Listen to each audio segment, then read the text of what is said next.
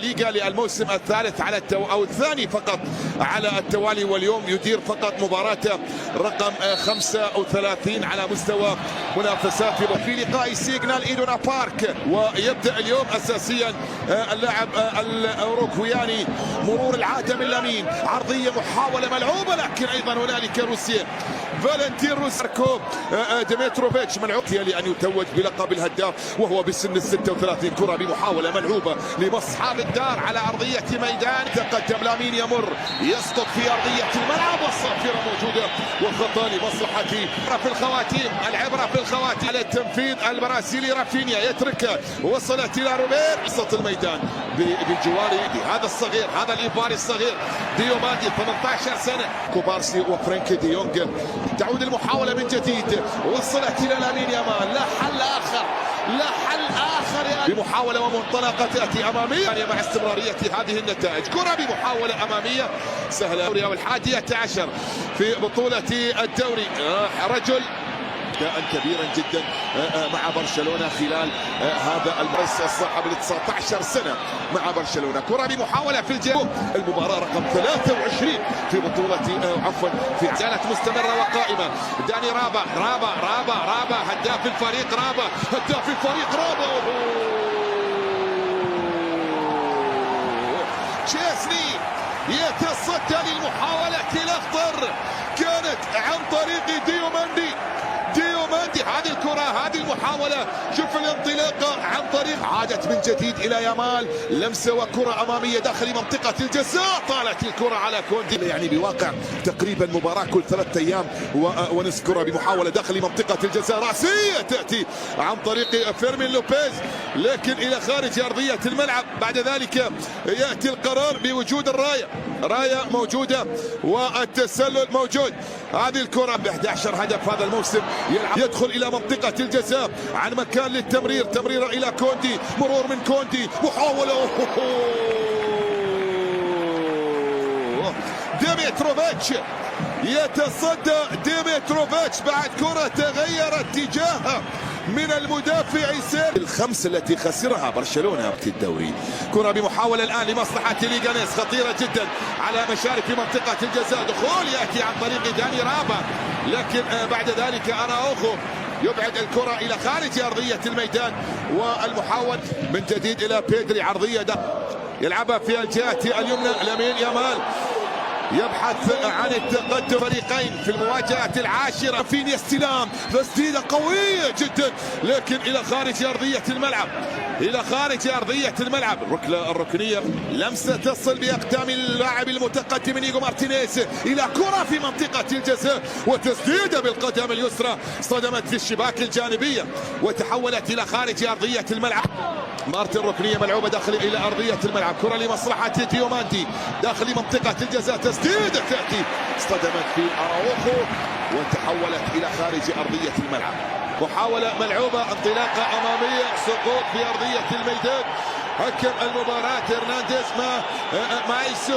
مايسو يعلن استمرارية. عادت مرتدة سريعة للفريق، دائما ما يكون حاضر بالكثير من المتعة في المرتدات أمامية، أبعدت من أمام ليفاندوفسكي وتحولت إلى خارج أرضية الملعب التي تصارع من أجل البقاء. كرة بمحاولة عرضية داخل منطقة الجزاء، رأسية من فيرمين لوبيز لكن إلى خارج أرضية الملعب.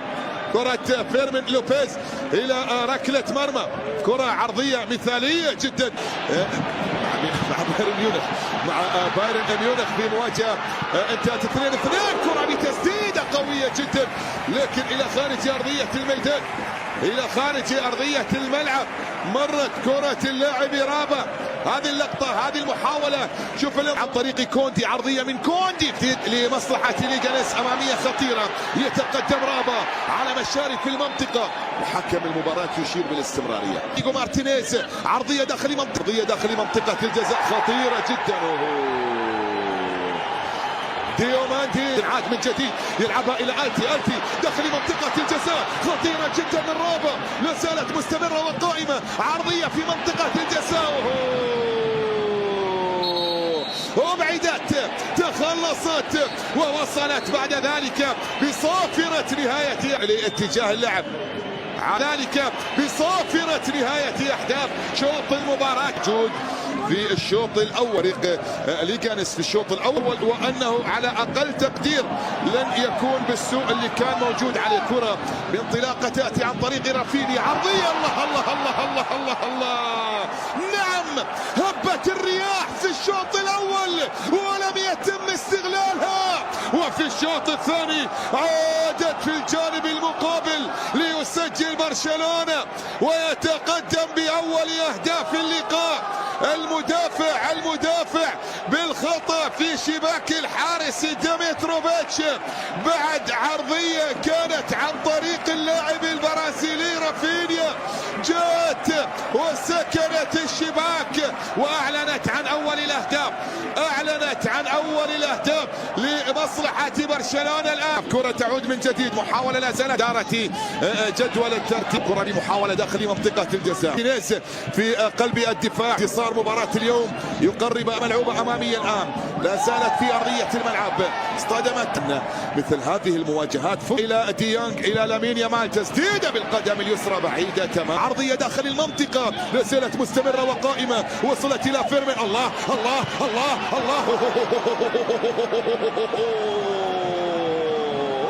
غير معقول فيرمين سوى كل صعب في عالم كرة القدم، بل اقترب من المستحيل في اللقطة الماضية، وعندما وصل إلى السهل أضاع الكرة. هذه الكرة ثاني هدافين الليغا في ذكر البارسا، كرة بمحاولة ملعوبة خطيرة جدا سيدو بالسيسي إلى الصدي من التيميرا، الله أخرى، هذه مطالبة أخرى. 18 محاولة في الجهة اليسرى عن طريق رافينيا، عرضية ملعوبة رأسية من ليفا إلى خارج أرضية الميدان، الكرة الرأسية الماضية من ليفاندوفسكي، عرضية في عالم كرة القدم، كرة بمحاولة كانت أكثر من حالة. عموما كرة داخل منطقة مباراة الإياب هنالك في سيجنال إيدونا بارك، كرة بمحاولة ملعوبة الآن اصطدمت في جيرار مارتن، تحولت إلى خارج أرضية الملعب، كرة جيرار مارتن العرضية داخل منطقة الجزاء، تسديدة قوية، التعادل عرضية التيميرا داخل منطقة الجزاء،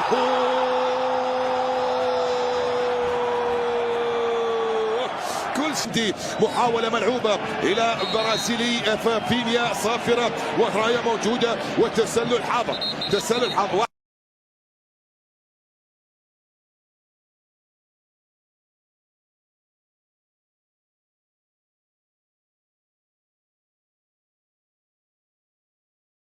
لمواجهة ليغانس برشلونة الشوط الأول كما تابعنا عبر بين سبورتس، التعادل السلبي. كابتن وائل، في هذا الوقت بالتحديد من الموسم وأنت تواجه واحد من أفضل الفرق الأوروبية وليس فقط في إسبانيا ألا وهو برشلونة، وأنت وضعك سيء جدا ومضغوط جدا ولك علاقة بالهبوط بشكل مباشر، وأن تلعب هذا الشوط بهذه الشجاعة يحسب جدا لبورخا خيمينيز.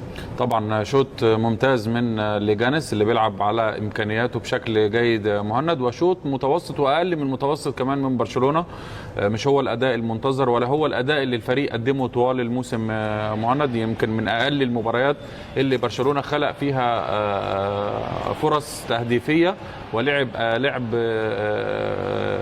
جيد، أخطاء موجودة كتير في التمرير، أخطاء في التمركز خاصة في عمق الدفاع، أراوخو ومارتينيز الاثنين، مع الإصابة اللي حصلت لبالدي، مع عدم